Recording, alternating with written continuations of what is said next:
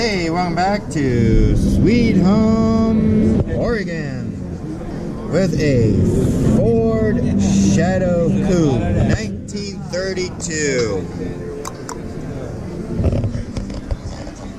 There weren't much body to some of these, but what they didn't make up for body, they made up in style, in power, and in just the simplicity of how you can fix it.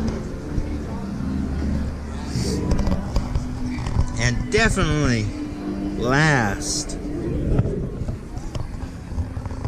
Remember, every time you're looking at one of these beauties, think about how many hours it's taken someone to make it into a beautiful work of art and machine coalescing together once more.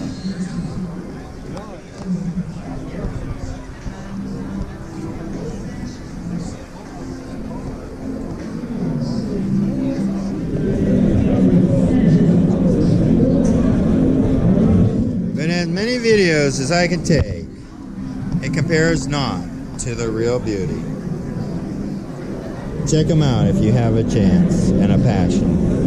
Until then, stay tuned to Willis Talk for more cars, more everything.